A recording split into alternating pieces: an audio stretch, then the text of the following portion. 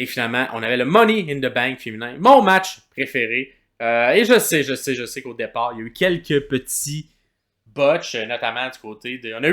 On a vu le premier botch de Lyra Valkyria, qui a manqué une espèce de tornado DDT. On a attendu, on s'est repris, on l'a fini.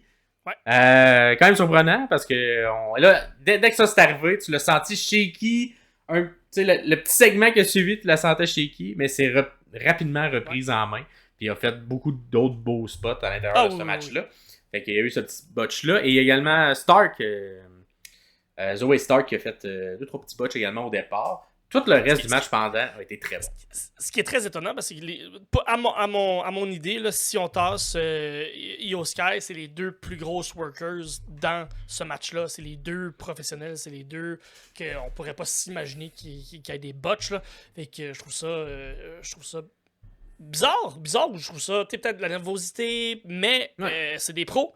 C'est un match à échelle aussi, hein, fait que c'est un peu plus imprévisible parce qu'ils sont pas super stables, les échelles, d'habitude. Ah, je sais pas. Mais elles se sont repris parce que le dernier, le reste du match a été vraiment bon. Si c'est pas meilleur que celui des hommes. Ben, moi, c'est ça. Moi, je l'ai préféré parce que il y a eu des mouvements ultra violents et dangereux. Oui. Puis c'est des petites madames qui le font, là, qui ont moins de gras, moins de muscles dans le dos que tout ça. Entre autres, Io Sky qui a été tabarouette, la MVP, selon moi, de ce match-là. Ouais.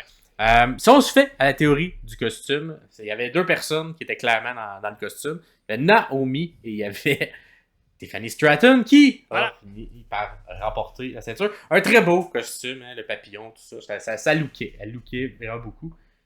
Tiffany Stratton.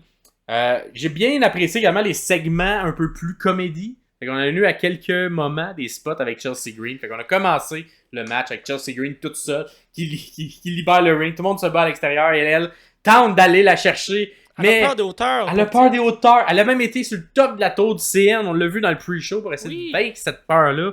Mais elle n'est pas capable. Fait qu'elle essaie de se rendre. Non, elle redescend. Elle essaie de la pogner avec l'échelle au bout de ses bras. Trop petite l'échelle, pas capable. Finalement, elle se fait pogner. Mais bien apprécié ces petits moments de comédie de Chelsea Green. Est-ce que c'est la R-Truth féminine? Peut-être, hein? Parce que je la trouve quand même efficace dans le comédie et quand même légitime dans son in-ring. Elle est quand même impressionnante aussi.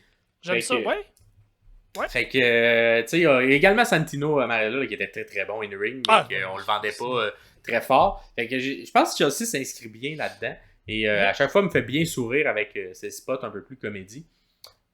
Ensuite, on a eu beaucoup de lançage de monde sur des échelles. Là, et à plusieurs moments. Et celui qui m'a le plus marqué il est arrivé plus tard dans le match, mais c'est Io Sky qui a fait avec Stark un espèce de méga power slam sur l'échelle qui tenait entre la corde et l'échelle. Tabarouette que ça lookait. Ça fait.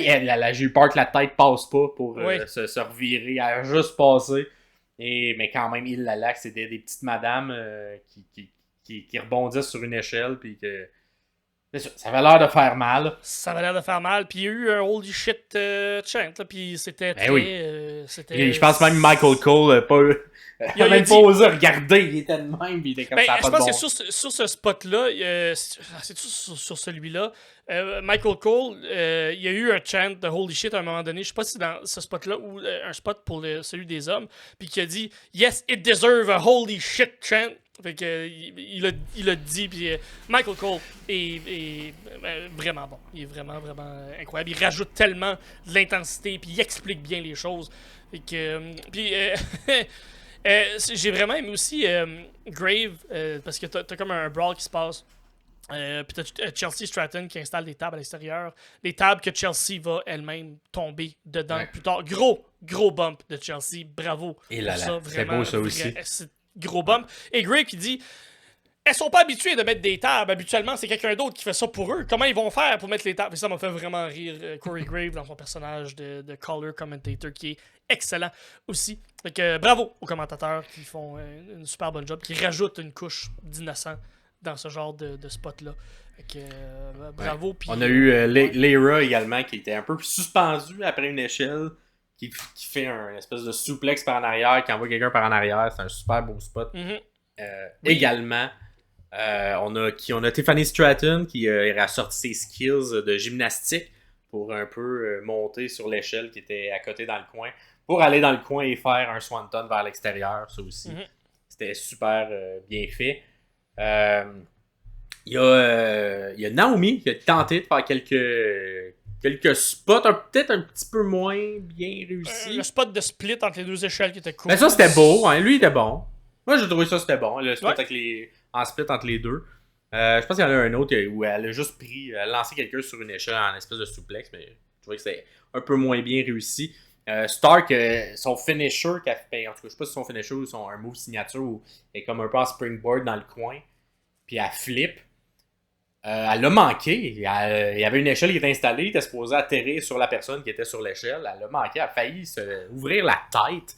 La tête à côté sur l'échelle. Ah oui, la tête qui a snappé sur le... oui, ça a pas assez proche d'être une fin de match dramatique de son côté. Heureusement, plus de peur que de mal là-dessus. Mais c'était un des petits spots. J'ai senti Stark un peu nerveuse là, à travers tout ce match-là. Qu'est-ce qu'on a eu d'autre? Un peu de... c'était bien construit dans quand même l'entièreté du match. Qui avait l'avantage ou qui prenait l'avantage. Il y a eu un deuxième moment comédie au milieu du match avec Chelsea qui a refait une deuxième tentative et là, tu sentais la foule torontoise qui était comme Let's go Chelsea, 20 tes peurs, monte dans le ring. Puis ça aurait pu être un bel arc narratif, ça l'avait gagné en surmontant sa peur des hauteurs. Finalement, ça rend pas. Malheureusement, je savais ça se finit avec le gros spot du match se fait lancer de l'intérieur du ring, sur l'échelle, à l'extérieur du ring, sur deux tables. Tabarouette qui a pris ça comme une championne. Belle protection.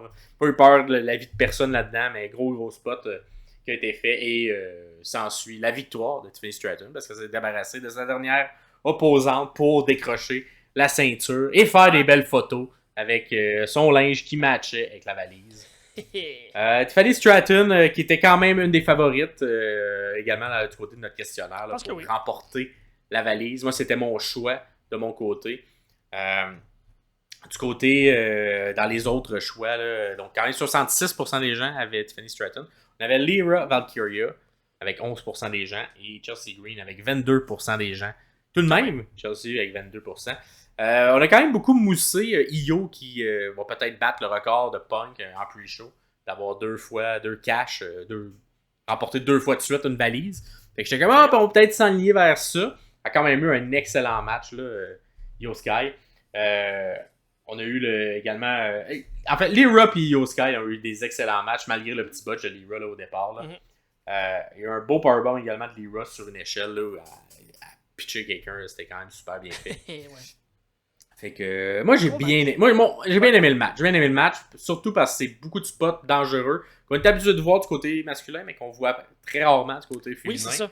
Parce que c'est ça fait plus mal, ça fait plus dur. Fait que d'après moi, quelques filles qui ont fini la soirée avec des bleus, puis des mâles dans le dos, puis des mâles dans le cou, parce que ça a été des gros spots qui ont été pris. Puis somme toute, pas de blessure, j'espère. On n'a pas eu de détails suite à la conférence de presse, mais c'est toujours ça qu'on a peur lorsqu'il y a des matchs à échelle, qu'il y a des blessures un peu. Il y en a toujours d'habitude, là, des blessures qui se font dans ce genre de match-là.